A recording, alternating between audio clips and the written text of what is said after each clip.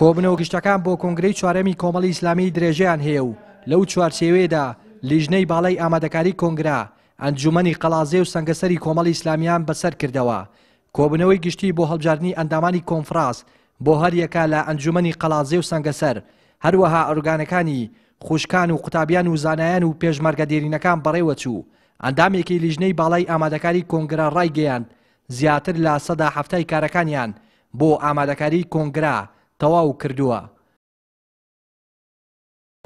لە مەڵبەندی 5 ڕانگەی کۆمەڵی ئیسلامی زیاتر لە 20 کۆبوونەوەمان ئەنجام داوە و بزانم 23 کۆبوونەوەیە.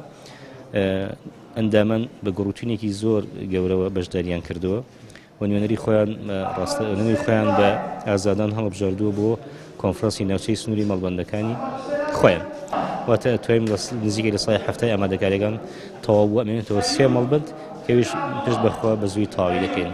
سپاس بەخوای پەروەردگار مەڵبەندەکەشمان هاوشانی مەڵبەندەکانی تری کۆمەڵی ئیسلامی هەسا بەدانانی بەرنامەیەک بۆ بەشداریکردنی کۆی ئەندامانی لە سنوورەکە بۆ ئەوی کە لە چوارچێوەی قۆناغی یەکەمی بەستنی کۆنگرەی چواری کۆمەڵی ئیسلامیدا بەشداری لە کۆبوونەوە گەشتەکاندا بکەن و نوێنەرانی خۆیان بۆ کۆنفرانسی ناوچەی سنووری مەڵبەند دەستنیشان بکەن تا ئێستا تا ئەو دەقەی کە ئێستا قسەی تێرارەکەین بەنامەکە زۆر بە باشی بەڕێوە چۆ سپاس بخوا و چاوەڕوانی ئەوە دەکرێت کە ئەندامانی کۆمەڵی ئیسلامی بە جۆش خۆش و بە ڕێباڵغێکی باشەوە بەشداری لە کۆبوونەوە گەشتەکاندا بکەن بۆ ئەوەی کە بتوانن دەنجیان هەبێ و کاریگەریان هەبێ لەسەر وێنەی داهاتووی کۆمەڵی ئیسلامی. لیژنەی باڵای کۆنگرەی چوارەمی کۆمەڵی ئیسلامی کوردستان سەردانی ئەنجومەنی قەڵازەیە کردووە و لێرە ئۆرگانەکانی برایان و خوشکان و قوتابیان و زانایان و تەندروستکاران و مامۆسایان ئەمڕۆ هەڵبژاردن بۆ نوێنەرەکانی خۆیان دەکەن بۆ کۆنفرانسی مەحەلی مەڵبەندەکان و سوپاس بخوا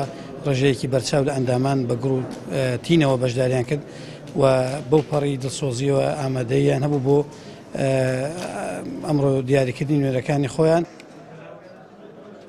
ئەندامان و کادیرانی کۆمەڵ لە سنووری مەڵبەندی 5 کۆمەڵی ئیسلامی لە قەڵازێ و سەنگەسەر لە پێناو سەرخستنی کۆنگرەی چوارەمی کۆمەڵی ئیسلامی و بەرەو پێشبردننی حیزبەکەیان با گروتینەوە بەشداریان لە کۆنفرانسە ناوچەیەکانیاندا کرد و نوێنەرانی خۆیان بۆ کۆنفرانسی ناوچەکەیان هەڵبژارد. لەخوای گەورە بەزیاد بێت کە خی گەورە دەرفەتی پێداین ئەو ساڵیش بەشدار بین بۆ ئامادەکاریەکان بۆ خزمەتی زیاتری چون و شوێژەکانمان لە کۆمەڵی ئیسلامی بۆ بەستنی کۆنگرەی چوارەمی کۆمەڵی ئیسلامی.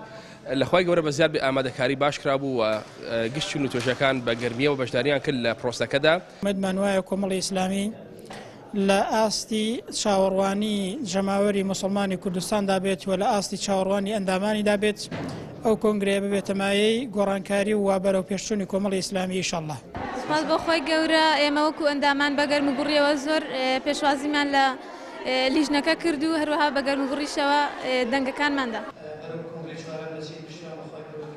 کۆبنەوە گشتەکان وەک یەکەم هەنگاوی ئامادەکاری کۆنگرا لە سەرجەم ئۆرگانەکاندا بەڕێوە دەچن و هەموو ئەندامێک مافی دەنگدان و خۆ کاندیدکردنی هەیە بۆ ئەوەی ببێتە ئەندامی کۆنفرانس.